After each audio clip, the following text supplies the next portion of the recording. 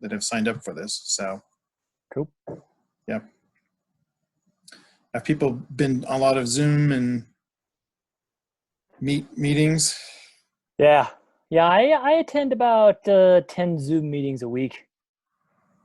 Yeah, same. Yeah. Well, we have a regular staff meeting on Zoom, and then we have just lots of other meetings. So yeah. Usually by the end of the day, I'm kind of zoomed out. Yeah.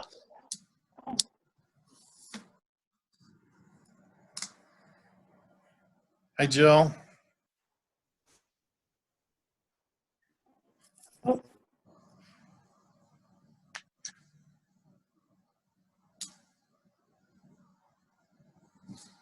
All right.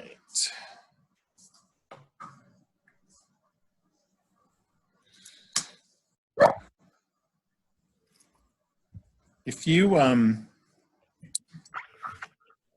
to edit your name and put the institution you're with after it, or the abbreviations like I've done, that might be helpful for folks. So if you go to your picture and there's a little blue tab that says mute, and then right next to it there's a 3-dot thing. It says you can change your name or rename. You can do that. If you want to add to our name where we're from. What institution you're with, that would be great. Or, you know, if people know the abbreviations, that's fine too.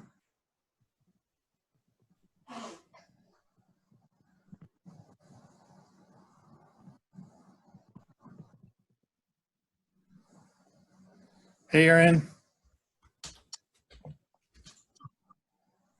Hey. Hey, how are you? Good, how are you? Good. You're in the office, it looks like.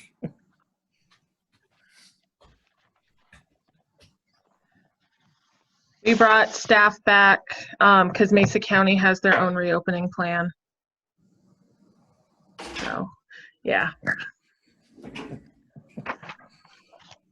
Are you then officially open to the public yet, or? So our first site opens to the public next week. And then which will be Cross Orchards, Dinosaur Journey will open next as soon as the county switches to phase 2. There we go. Okay. And then will be the third site for Museum of the West. Wow, okay. Yeah.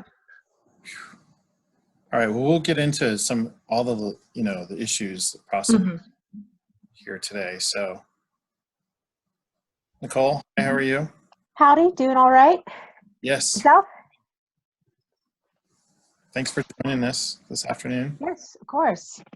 Again, sort of marginally related, but I'm interested to see what's discussed. Good. I'm glad you could join us. Cara, thanks for joining us. So I recommend, if you can, to edit your name. So if you go onto the picture of your name, and there's 2 little blue buttons in the upper right-hand corner, one that says mute or unmute, and then there's little 3 dots after that. If you go to that, it gives you some options, and you can rename yourself. So if you'd like to put your institution or an abbreviation for your institution, that would be helpful. Sure. Yeah. And hi, I just figured out. Great.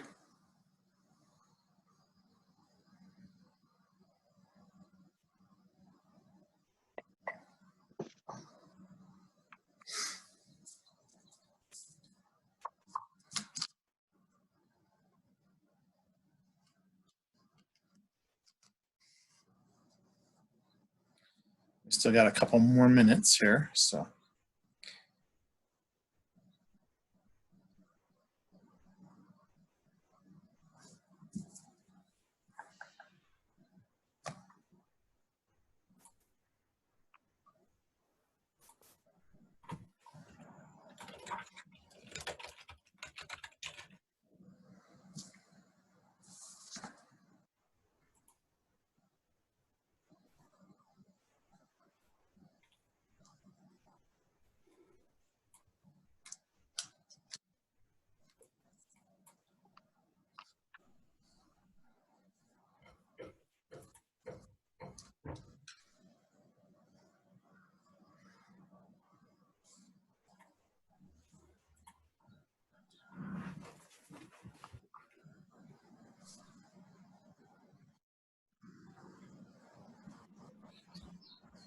Hello, Caitlin.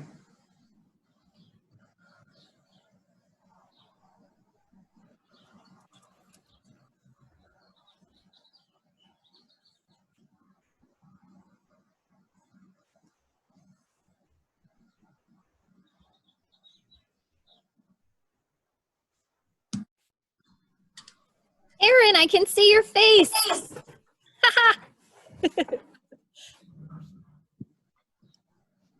Good to see you, Caitlin. I see you kind of virtually, but in a different way on Facebook all the time. So it's nice to like Right. see your actual person. And like half of my office. So.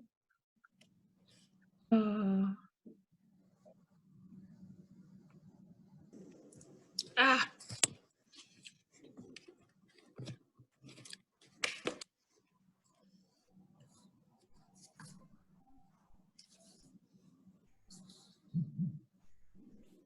All right, it's 1 o'clock. We will just hold off for just a little bit on.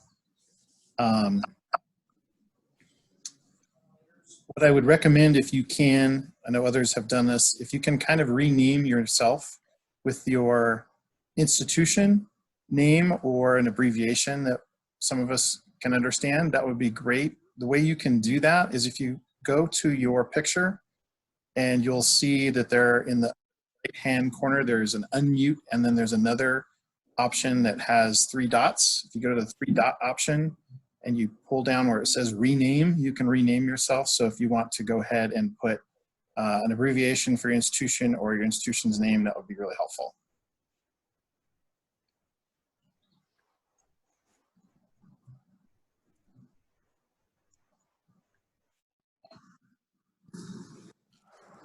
Hey, Katie, Chris. Hey, Todd. So I was just telling, if you could rename your abbreviation for institution you're with. And the way you can do that is if you go to your picture and there's on the upper right-hand part of your picture, there's a mute and unmute option as well as a 3-dot. And if you can just kind of annotate your name with an abbreviation for your institution, that would be great.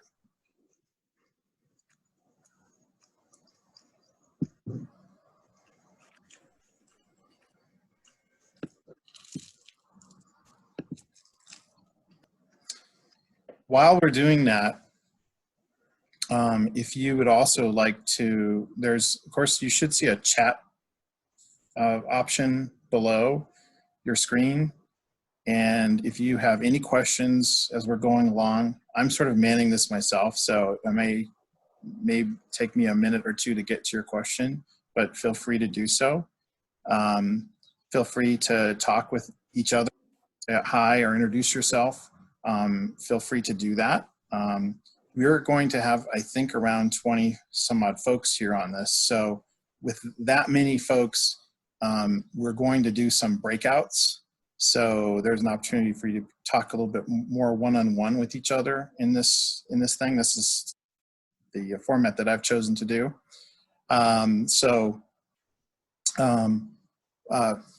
Take note of that. At the request of a couple folks, I said I would record. However, will not record anything that's going on in the breakout sessions. So, all right. Just a special shout out to a couple of my colleagues who've joined us here. Dr. Chris Bowles, who I'm hoping that many of you can meet at some point or another. He recently joined History Colorado, and he has a wealth of experience working in Scotland, and he has a lot of experience working with museums in Scotland and also building community engagement. So he was actually one of the folks that I had talked to early on once he first got hired here to possibly be a speaker at our forum or our training this year. So hopefully we will be able to maybe highlight Chris at some point or another and some of his work in Scotland. So say hi to Chris. Anything you'd like to add, Chris? No, I'm just kind of looking forward to seeing what this is all about and getting to know everybody and all the personalities and yeah, and see where I can fit in. Great. If I fit in anywhere. So. Great, appreciate it. And then Katie Arnstein is also joining us. She's also one of my colleagues at History Colorado with the State Historical Fund. She's had a lot of wealth of experience working with archaeology grants, as well as a lot of repository grants that have received State Historical Funds things. So hopefully you will get to meet her as well, or if you haven't, she's a wealth of information regarding our State Historical Fund grant program. So Katie, you want to say anything? No, I just look forward to hearing what everybody's been up to during the pandemic. So, and telling a little bit more about State Historical Fund grants if you're interested and haven't discussed them with me previously. So glad to be part of it. Thanks, Todd. Great, thanks, Katie. All right. So again, if you haven't edited your name and can do so, that would be great so we know what institution you're with. And I am going to start sharing some of my screen here with you. So those unfamiliar with Zoom, you can always kind of move my picture around or the pictures of myself or others that you might see out of view if that becomes an issue or a problem. And I wanted to, first of all, just sort of talk about what this format is. So I kind of named this as a confab, and I really sort of just went through the dictionary and found a name for it. We had talked in previous conversations that I've had with repository partners about what your status is and could we have sort of a virtual meet and greet or way to talk about things. So I've sort of invented this. So I don't know if it'll take hold like the Pechakucha format, who knows. But in any way, I think this might be a good venue for discussions on different topics. So, and we can talk more about that toward the end if you have thoughts about how it goes and what topics you might do in the future, that kind of thing. So let's see. So to kind of get things going and with this confab, we're going to try to talk about two things, and I've sort of limited it to two things for an hour.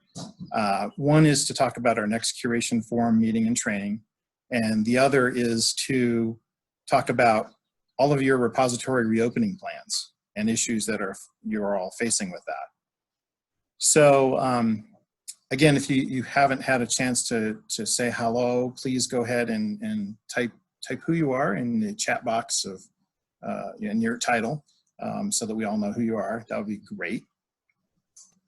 And while we're talking about these issues, I wanted to sort of give you a background of where we are in terms of our training this year.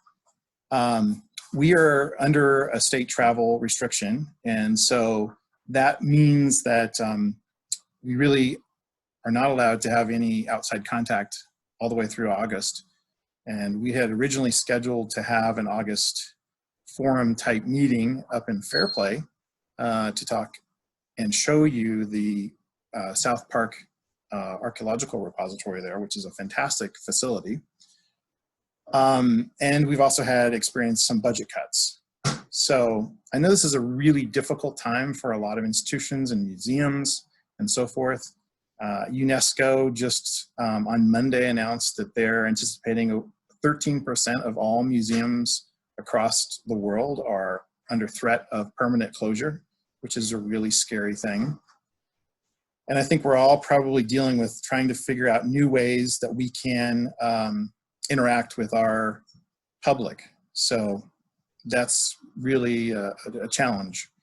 And we've always, with this program, wanted to provide training to all of you. So I thought this would be the perfect venue to have all of you sort of help decide, what strategies might work best in providing some bit of training to all of you. We were also going to try to have with that training, and we actually kind of signed an agreement, but we can't fulfill now, is with the Northeast Document Conservation Center to provide some grant writing training, which would be really beneficial for, I think, all of you. I think when we did a survey at the last forum, that showed a strong interest in that kind of thing. So I'm not sure what we'll be able to do with that. I've been in contact with them, and they're also sort of scrambling with ideas. So again, your input here will help us to figure out what's the best strategy. I also have scheduled a training with Denver Museum of Nature and Science for September 11th. It's their mount making workshop. Again, that's pretty much up in the air at this point as well. I don't know. I think there's a few folks here from DMNS, but it's probably unlikely. I'm not sure if we can actually do that or if we can do something virtually as well. I'm not sure, but that was set up even before the pandemic to have a September 11th mount making and rehousing workshop. So those are some things to keep in mind. I wanted to start off this discussion with a quick poll, and the poll that I wanted to start off with is, because of the pandemic, I wanted to know what you have, if there's any travel restrictions that you are experiencing. So I'm going to launch this poll for us.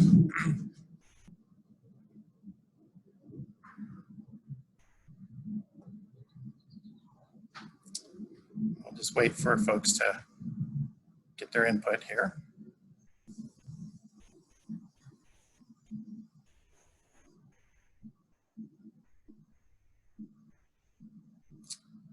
All right, so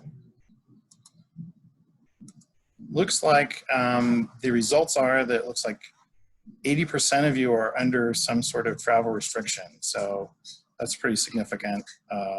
Looks like 20%, or about 3 of you who are joining us today, aren't really sure yet. So that is definitely an inhibiting factor in providing any kind of training in person. So, all right. So to kind of have us remember what the trainings were like, we started our Curation Alliance Forum trainings back in 2016. Actually, we had a couple of meetings before that, but formally, it kind of all kicked off at Museums of Western Colorado, and we had a really nice behind-the-scenes tour that Aaron Schmitz provided us with, and saw their repository. And then in 2017, we visited the University of Colorado at Colorado Springs and the Heller Center, which offered a really fantastic venue for us to meet, and then later on have a behind-the-scenes tour of the University of Colorado at Colorado Springs campus and their repository. And then in 2018, we had our meeting at History Colorado. And of course, we had a behind-the-scenes tour as well, with all of our collections that are housed at the center. And then last year, our largest forum event up at the Colorado State University, where we had over 65 attendees. We had a great group, half-day of presentations, and then of course another behind-the-scenes tour at the Fort Collins Discovery Museum. So this year, as I mentioned, we had planned to have a grant writing presentation, half-day workshop provided by the Northeast Document Center group, as well as highlighting the Park County offices where the South Park Archaeological Repository is at. They have a fantastically newly constructed facility with a lot of different rooms and a lot of growth area for the repository. So that was what was planned for August 15th. That is all now on hold. And so we're here to kind of discuss the actions that we need to take or should take to help provide some training for all of you. So we're going to go into some breakout questions, and what I am going to do is you are seeing or should see in your chat room there, and I'm going to just get a quick do a couple things here. Is I'm starting a note taker document that all of you should be able to access. So hopefully you can see this. So all the questions are posed here, so all of you can add to this. And I'm also going to try to put this in our chat box, so you can see that too. So we can get that going here. It's a little bit of a challenge. So let's see here. Type that in there. That's also there for you. And then also, I'm going to put the questions here too, so you can see that as I put you in. All right. So all the questions we should be able to see. All right. Okay. So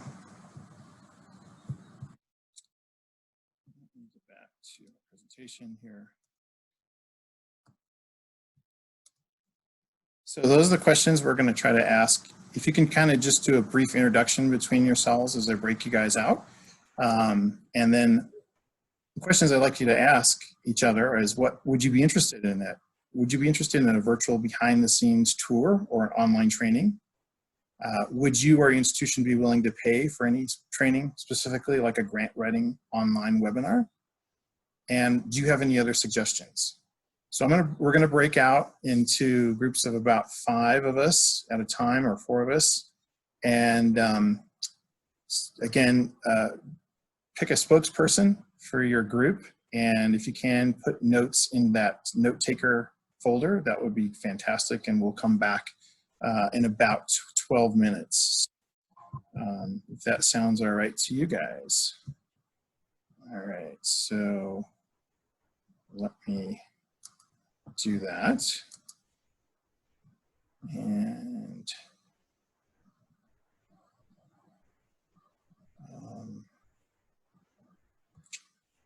we're going to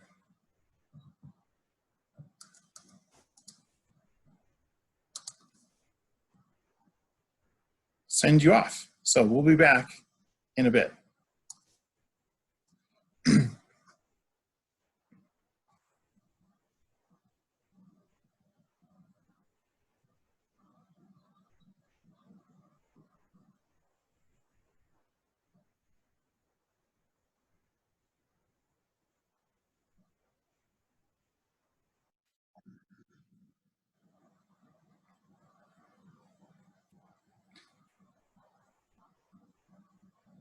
Let me know if you have any problem getting into a room. Okay. Oh, I think I just lost my Zoom meeting, so yeah, no worries.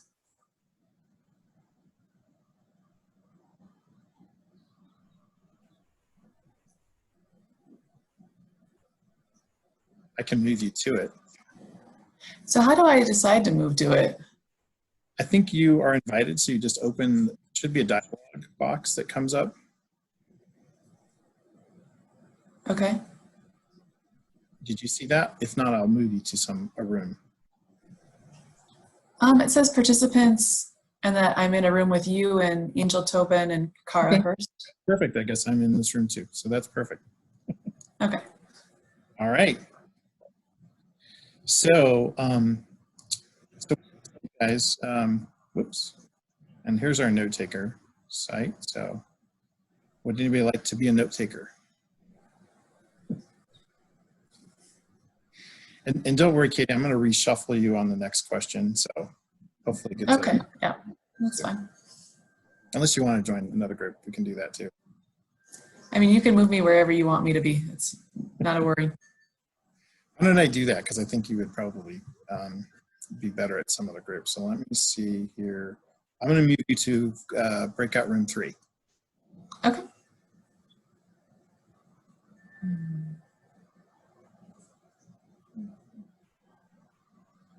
Hopefully it'll let me do that.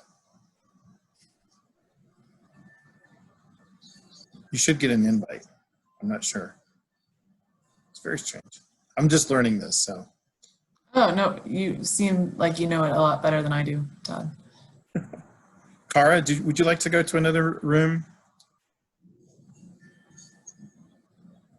I'm going to send you to breakout room 1, Cara. He's there. Hey, Todd. Yeah. Wherever you want. I'm really having a connectivity issue. I'm dropping in and out as my connection Oh, allows. I'm so sorry. Let's see here.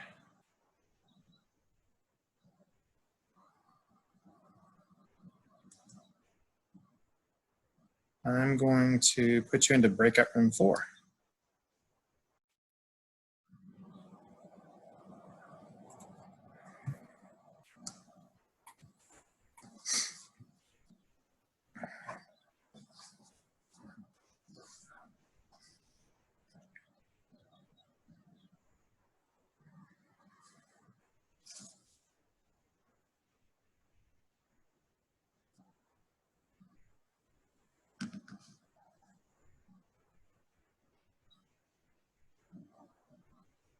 Did you get an invite or any kind of notification that you're going to room 4, Cara?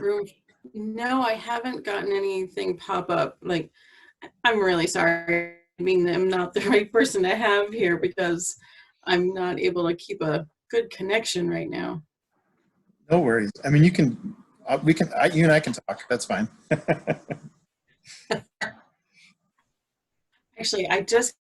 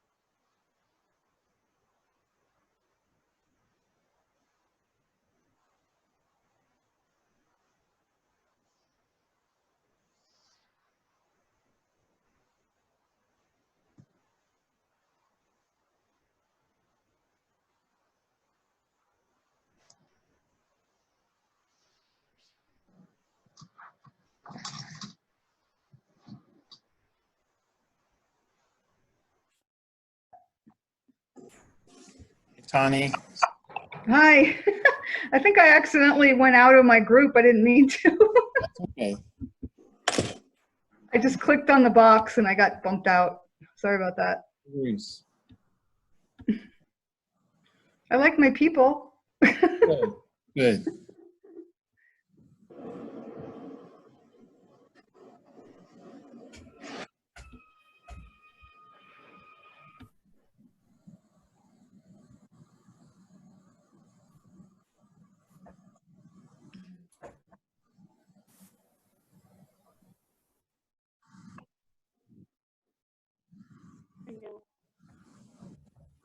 Looks like are rejoining us.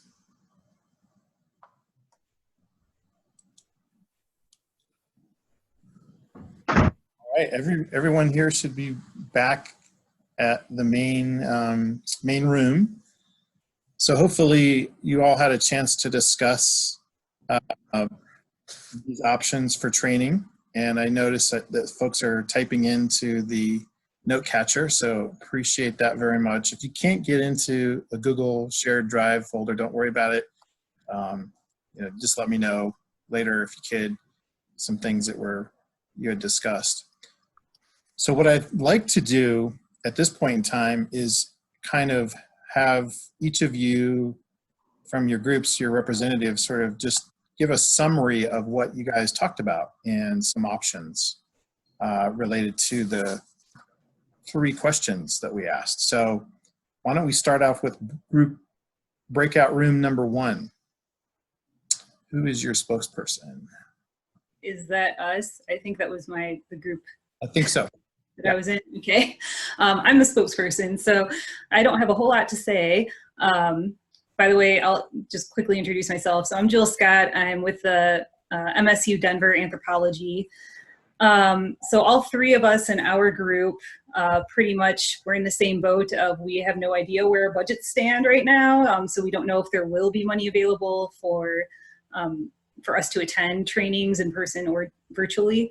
And we didn't really specifically have ideas of the types of trainings we would want to see, but we would all be potentially interested in trainings. It would just depend on when they are, if they cost money, and if so, how much, and that kind of thing. That's pretty much all that we really had to say on the matter. Okay, great. How about breakout group number 2? I think that was us. I could be wrong. Yes. Yeah. So yeah, we don't have really much to add on to what Jill just said. We would be interested in virtual behind-the-scene tours if they were offered. If people are allowed to go back to their museums and collections to show us what they got, that would be really cool. And if online training was definitely available, we would be all over it. But like Jill said, a lot of us kind of are going through some budget constraints. So paying for webinars is probably not in our future, but if they were for free, we would probably attend them. And then some other ideas that we came up with was if one of the training sessions could be on how to put together a virtual exhibit, that'd be kind of really cool to do. Because I know a lot of us are trying to put those together and put our exhibits online so at least people can see our stuff. So. Yes. Great. How about breakout group number 3? Thank you, guys.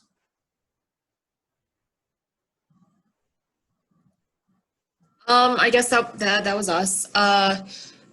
Yes, similar along similar lines. I think, yeah, we noted that, you know, most institutions will be affected by budget cuts in some way and might not be able to afford paid training. So it might like require some creativity in, you know, like partnering together on a grant for funds that can be used regionally to buy a bunch of institutions a training that everybody wants. And then behind the scenes tours, yes, you know, and you know, maybe they could do like double duty as like public outreach, as long as you know you're not showing the secret locations of all your high value items. So yeah. Okay, great. How about breakout room number 4?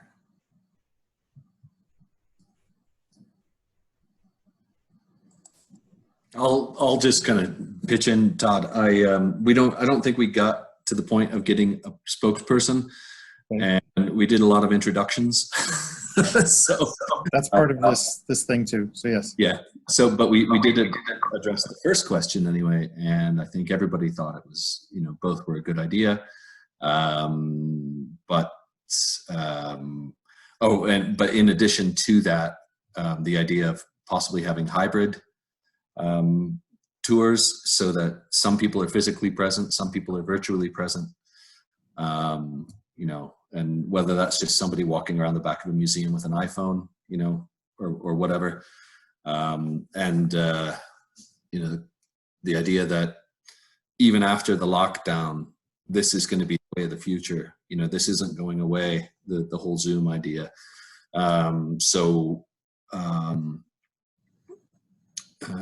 I kind of feel that, and I expressed this, was that the irony of the lockdown is it's bringing everybody together in this format in a much better way. Right. So it's not just the tours, but it's also meetings and things like that. And with your repositories spread out all over the state, it means that you know, basically you can now be much more connected in terms of, you know, strategy and blah blah blah. So yeah, anyway, that's all really good. We didn't address the idea of pay at all. Okay. It sounds like most people it's a budgetary issue, so that's understandable for sure. All right. So I'm going to go back and screen share here just a bit. And thanks for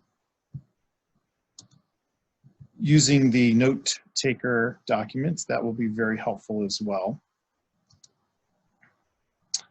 Our next question that we're going to try to address, but before I actually do that, let me go back before we do that. And I have another poll for you. So many of you are already planning to open up in the next few weeks. I heard that from a few of you already. But let's go ahead and get an idea of how many of you are actually planning to open up to the public in the next few weeks. So let me get that poll going.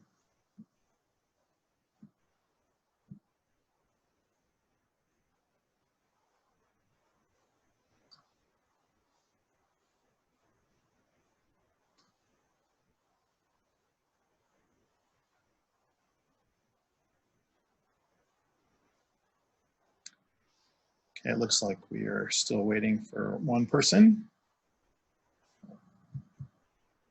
That might be me, Todd. I didn't want to throw off the results since I don't actually have a repository to open.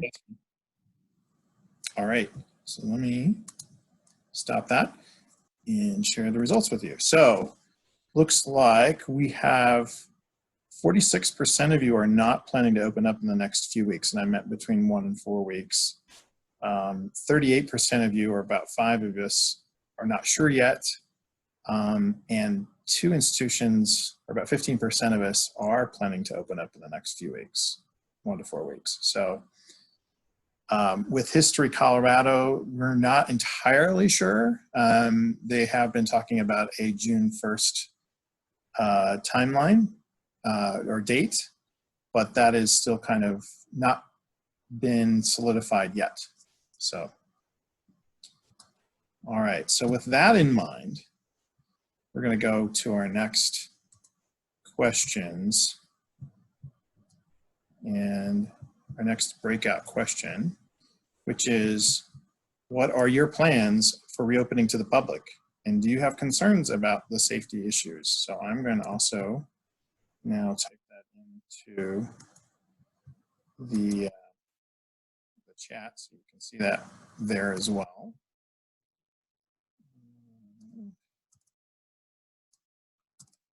That should translate over to your breakout rooms. I'm going to do a reshuffle and hopefully put you all in new rooms. So we're going to send you away. And again, like last time, if you can pick somebody who can be a spokesperson after you've introduced yourselves and talk about your institution's plans for reopening and your concerns about safety and operations. All right, here we go.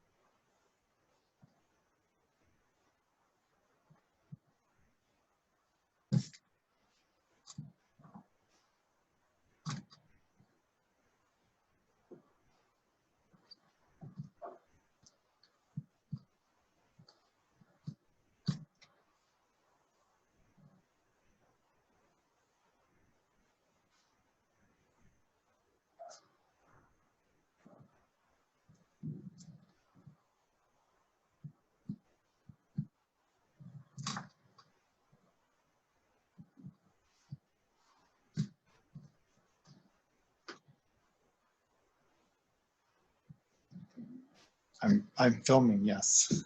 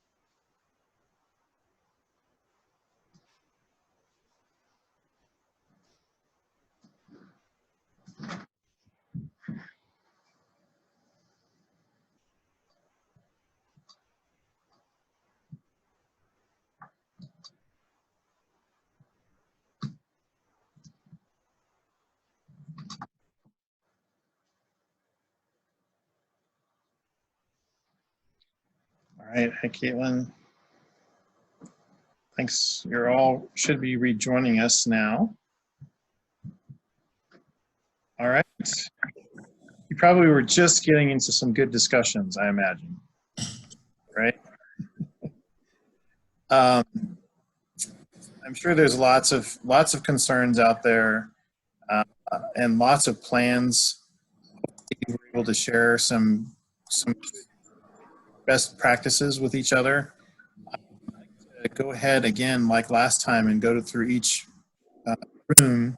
And if your representative can share with us some of your discussions that you had and what you could share with everybody else for the whole group. So how about for break room 1? Katie? Yeah, that's me. Our group had a lot of different experiences. Brittany isn't open, her repository isn't open to the public anyways, so, but she's waiting to see about bringing volunteers in, and they're going to be moving their collection in July.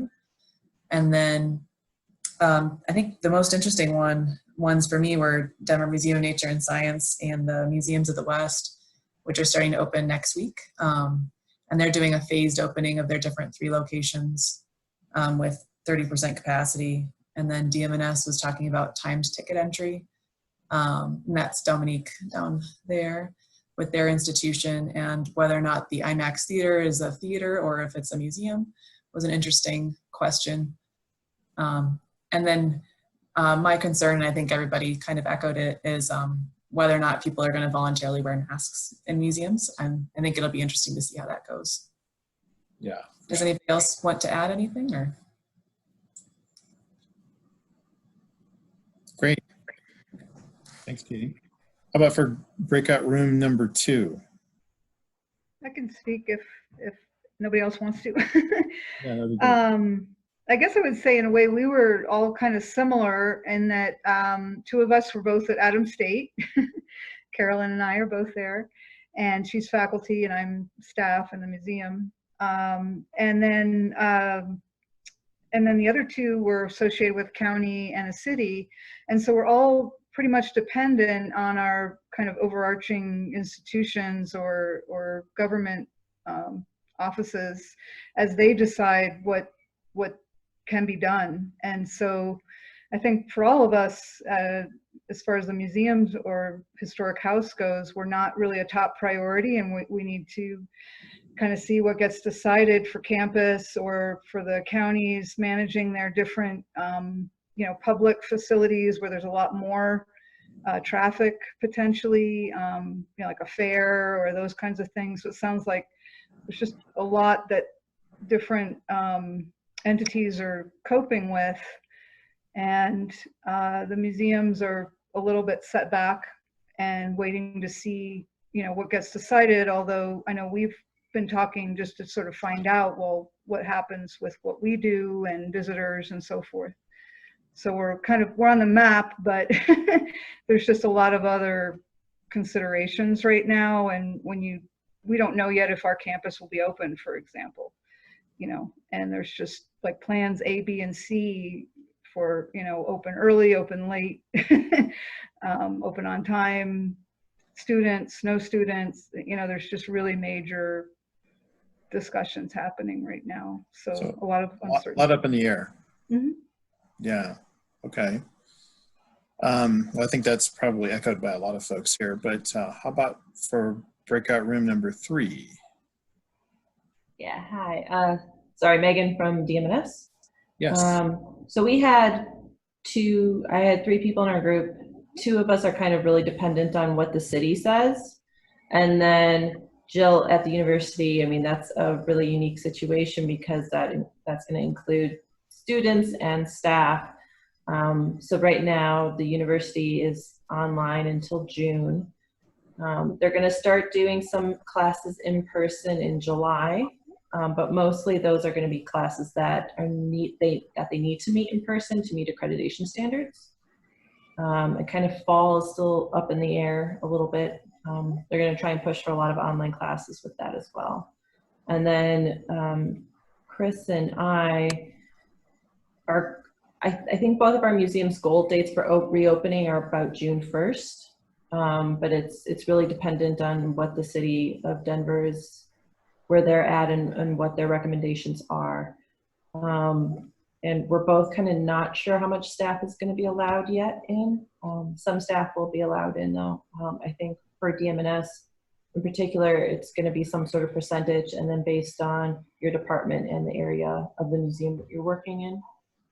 And then for some of our concerns, it's just like enforcing, like how are museums going to be enforcing wearing a mask and enforcing the social distancing and not congregating, because that's part of what a museum does. So it's how can we enforce those things are some concerns we have.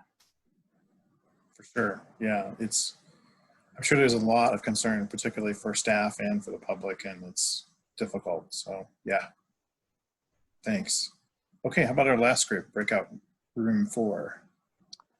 Yeah, so I ended up being the only one that actually had a public side. I was in a group with Nicole Peavy at CDOT and Kara Hurst at the Bureau of Rec. But yeah, our institution, like other people have said, at CU Boulder is really dependent on what the university is going to be doing. We are allowing research institutions to allow research to occur at 25% capacity in their research labs. So a bunch of our research curators are probably going to go back to work here in late May. But as far as the public side facing part of the museum, I don't see that opening for quite a while.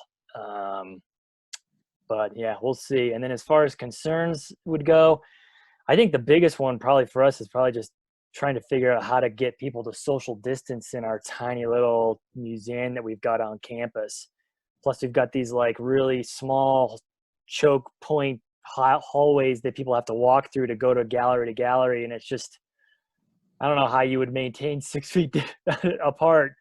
So I think that's probably the biggest, reason why we're probably never, or I wouldn't say never, but probably aren't going to open for a long time. So, yeah. Well, we're here for you guys. I mean, this is a forum. Hopefully, this is a network of professionals and folks that are involved in repositories here that maybe can have suggestions. You all have great talents and experience and education in this field, and I'm sure that we can all learn from each other and how we're all practicing this very challenging times that we're living in the COVID pandemic era.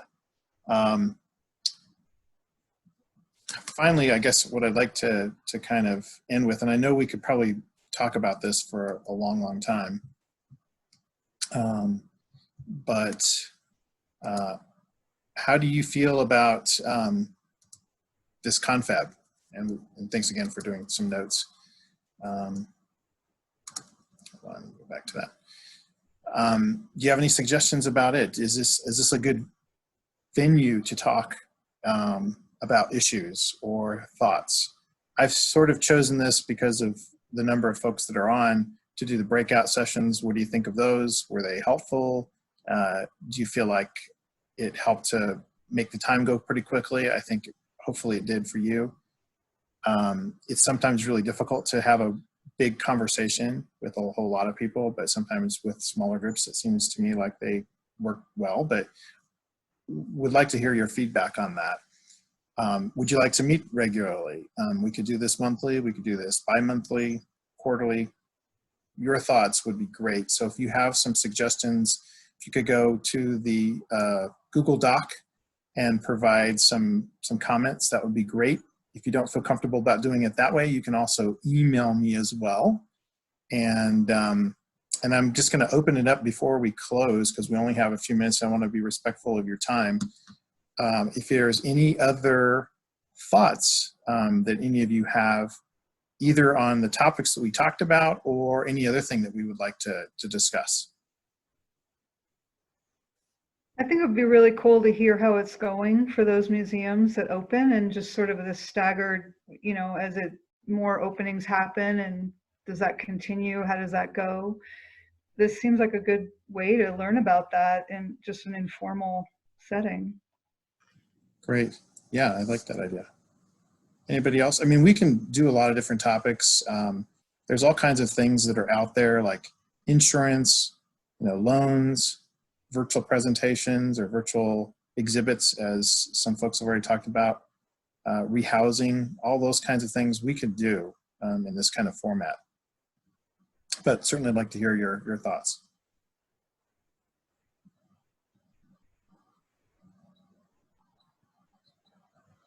Okay, and before I end this too, I did want to, in the last newsletter, really highlight that the Conservation Center for Art and Historic Artifacts, through their Regional Heritage Stewardship, is providing some really great free webinars. They're on housing basics, so that's rehousing collections. They've got one on digitization, which is also very helpful, I think, as well. So these are all happening first week in June, it looks like, as well as on archival materials. So those looked really, really promising. I know there's a lot out there. There's a lot of organizations that are providing information. The American Alliance of Museums, the American Association of State and Local History. You can find a lot of good information within those two organizations as well. And I've tried to take advantage of quite a few of them. But there is a lot out there, and sometimes it's a little bit overwhelming. I try to look through the ones that I feel like are most beneficial to our group, but do take a look at those and try to stay educated, I think would be a good idea too. One of the things that we try to do with these trainings is try to outreach to a lot of institutions that aren't part of the network. And so that's a real challenge. Particularly if we were going to have our meetings here in August 15th, I would be doing a lot of outreach to a lot of institutions that aren't really part of the network at this point in time, and I can't do that. So I use that training opportunity as an outreach for them as well that are maybe interested in the program. So but I think if you're okay with maybe having them join these confabs, that would be a good thing too, possibly. I don't know if you'd like to keep it more network or not. So it's just some thoughts. Please let me know what you think. And I really appreciate you joining us today. And I'll stick around here for a little bit if you've got any other questions.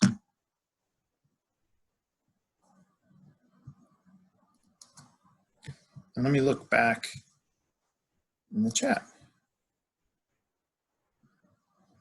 Oh, yes, Tani. So that source for rehousing, so it's a webinar.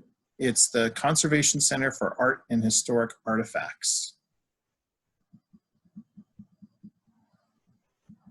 Tanya, I can send you the link. Okay.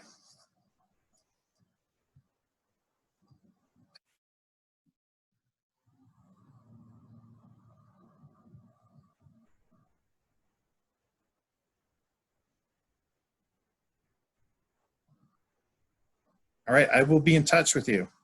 So thanks again.